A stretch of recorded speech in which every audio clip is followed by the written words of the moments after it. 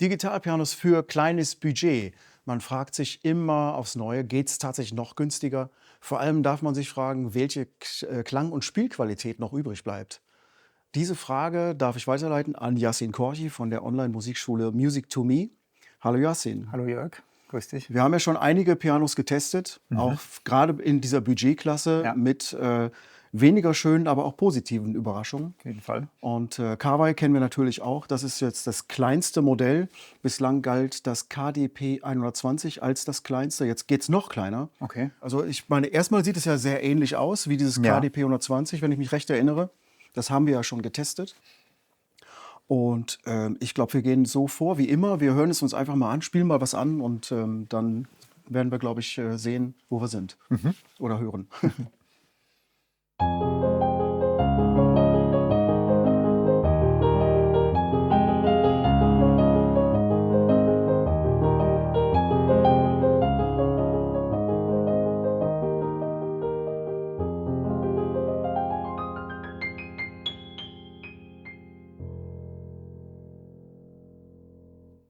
Ja, Ich kann da jetzt erstmal auch nur sagen, das klingt wie ein Kawai Digitalpiano.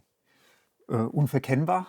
Ja, Ja, also wir haben ja diese verschiedenen Klassen, CN-Modelle und alle durch. Die haben wir alle schon angespielt und man erkennt diesen Klang sofort, ja klar. Super Klavierklang und man muss sagen, auch für jetzt das kleinste Modell von Kawai, muss man sagen, ist es jetzt doch trotzdem sehr angenehm zu spielen. Also es ist eine schöne Tastatur, macht Spaß, liegt gut in der Hand, griffig. Also kann ich jetzt erstmal nichts Negatives sagen. Ja? Ja, es ist wirklich interessant. Also die Tastatur, wo du es gerade erwähnt hast, die ist ähnlich wie bei dem KDP 120. Das ist aber das ältere Modell, die heißt Real Hammer Compact.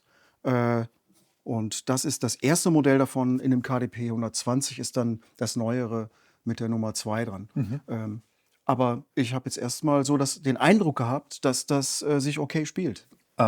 Also macht Spaß, liegt gut in der Hand, hat eine gute, wie sagt man da, Griffigkeit. Also Ja, das stimmt. Das ist auch ein bisschen angeraut. bisschen Nennt angeraut. sich Kunststoffmatt. Und das kann man auch sehen, ja. Ja, man kann gut auch Also ich habe keine Mühe, sage ich mal, auch so ein paar schnelle Läufe irgendwie mal so rauszuholen. Also ich muss mich nicht sehr bemühen, um so zu spielen, wie ich spiele. Und das ist eigentlich immer ein gutes Zeichen, dass einem die Tastatur entgegenkommt und nicht einen quasi dazu verleitet, vielleicht anders zu spielen oder sich noch mehr reinzuhängen. Ja, Okay. Ich würde da gleich auch mal diesen Klassik-Test probieren. genau. Dann hören wir den auch mal. Spielen wir die gerade durch. Die Diabelli-Variation. Die erste ein bisschen ausdrucksstark.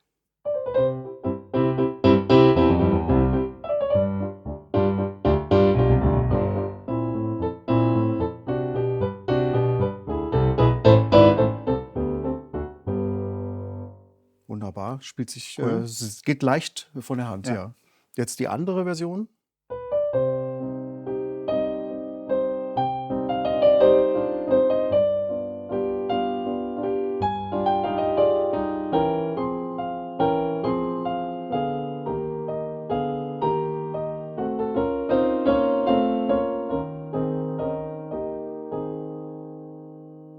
Super, lässt sich also mit dem Klang super spielen. Also auch die Tastatur tatsächlich spielt sich gut. Ist wirklich, ist sehr angenehm, ja. Ja.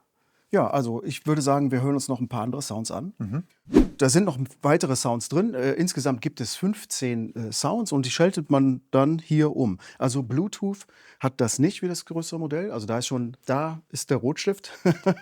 Da kann man schon sehen, da hat man ein bisschen gespart. Und zwar muss man das hier über die Tastatur einstellen. Und man muss wissen, was man drückt, ja. Und man muss wissen, wo man ist. Ich glaube, Ja. ohne Anleitung weiß man das dann nicht so genau.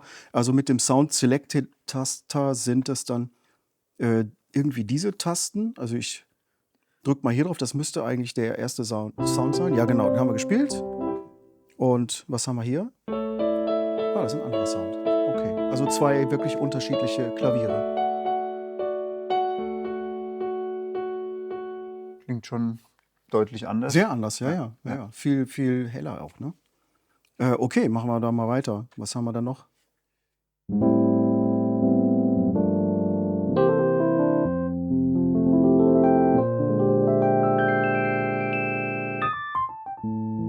Okay. Klassisches E-Piano. E-Piano, Ja, ja. was man eben so gerne hat, ne? Okay, das FM-Piano, das haben wir auch schon vielleicht ein bisschen schöner gehört, Ja. aber gut. Wir sind ja hier in der Preisklasse weit unter 1.000 €.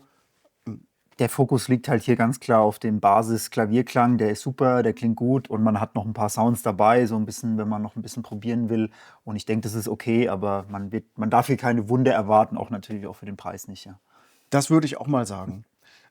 Dennoch, wir schauen uns jetzt noch mal das Lautsprechersystem an. Bislang hören wir über den Kopfhörerausgang ab und, ja, da bin ich auch sehr gespannt jetzt. Wir haben was Besonderes vorbereitet, ja. Genau, da kommt jetzt unser Kunstkopf ins Spiel. Wir müssen kurz umbauen und dann gehen wir daran. Zum Abschluss machen wir noch unseren Akustiktest. Wie klingt das KDP 75 über die eingebauten Lautsprecher? Dafür machen wir eine Aufnahme mit einem Kunstkopfmikrofon. Das ist das da. Dieser Kollege. Und das macht binaurale 3D-Aufnahmen.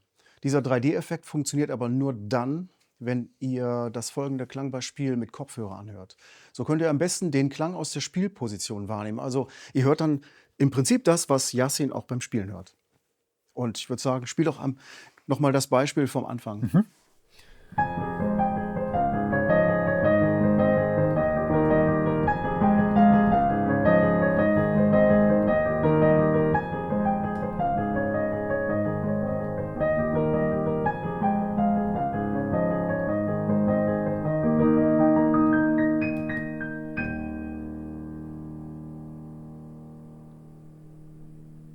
Ich bin jetzt echt ein bisschen überrascht.